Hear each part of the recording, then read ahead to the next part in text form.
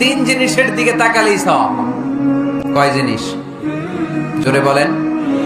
এক নাম্বার আন-নাযার ইলাল মুসহাফ, কোরআনের দিকে তাকালেই সওয়াব, পড়া লাগবে না, পড়লে তো সওয়াব আছে, তাকানো মাত্রই। দুই নাম্বার আন-নাযার ইলা ওয়াজহিল ওয়ালিদাইন, মা বাবার চেহারা,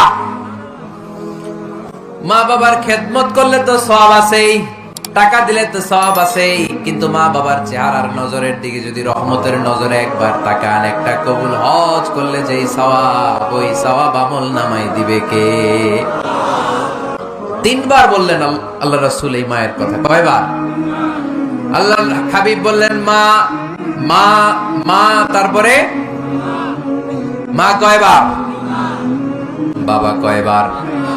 তার মানে ইসলাম মাকে দিয়েছে স্বর্ণ পদক, ইসলাম মাকে দিয়েছে রৌপ্য পদক, ইসলাম মাকে দিয়েছে ব্রোঞ্জ পদক, বাবাকে দিয়েছে সান্ত্বনা পুরস্কার। ঠিক কিনা? তিনবার যদি মা হয়, একবার যদি বাবা হয়, তাহলে স্বর্ণ পদক কে? রৌপ্য পদক, ব্রোঞ্জ পদক, সান্ত্বনা পুরস্কার। সুবহানাল্লাহ কইতে বললেন না? ওই মায়ের চেহারার দিকে যদি রহমতের নজরে একবার তাকান, কবুল হজের সওয়াব আছে না নাই? তাহলে এক নাম্বার কোরআনের দিকে নজর করলে সওয়াব, দুই নাম্বার মা বাবার চেহারার দিকে নজর করলে সওয়াব, তিন নাম্বার আল্লাহর কাবা ঘরের গিলাফের দিকে যখন নজর করে তাকাবেন, 20টা রহমত নাজিল করবে কে?